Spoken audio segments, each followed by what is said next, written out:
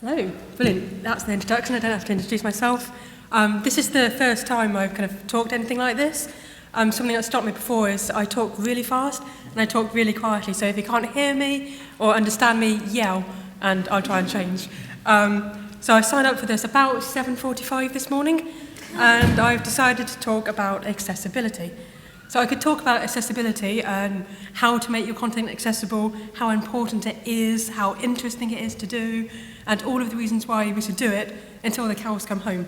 But I've only got about 3.5 minutes, so I'm just going to talk a little bit about my personal journey with accessibility.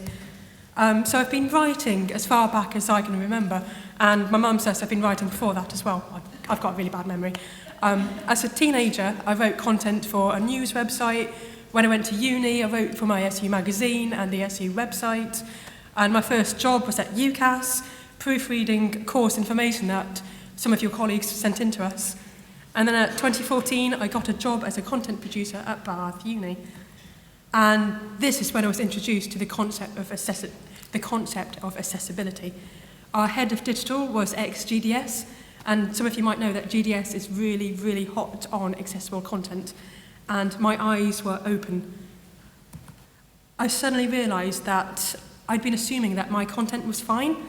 If I could use it, then anyone could use it. But no, not necessarily at all. And as a digital team at Bath, any content and any web pages that we created, we had to meet the AAA rating of the WCAG guidelines. And so the developers made the templates accessible, and me and the rest of the content team, we made our content plain English and as easy to read and understand as possible. And we largely used Hemingway to help us do that. And then I left Bath, and in my last few roles since, I've kind of been really championing accessibility as much as possible. There are tons of really stunning facts about how many people have access needs when going to websites, from sight loss, from hand tremors so they can't click on links, to dyslexia, and there's all sorts of reasons why we should be accessible. If they can't use the content, then they're not going to use the content, then they're not going to come to us at unis. I'm already running out of time.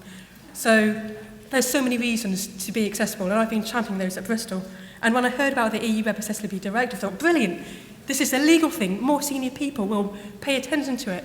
They may not pay attention to the fact that accessible content helps users meet their goals, accessible content helps meet business objectives, but they might listen to a legal stick.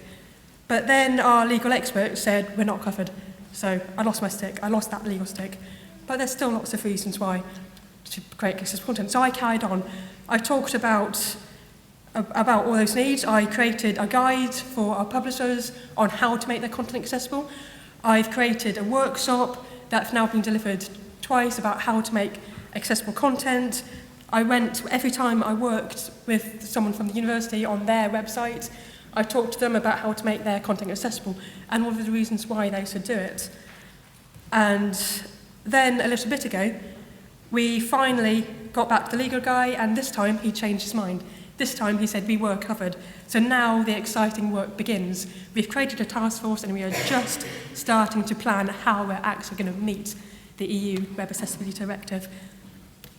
Thank you.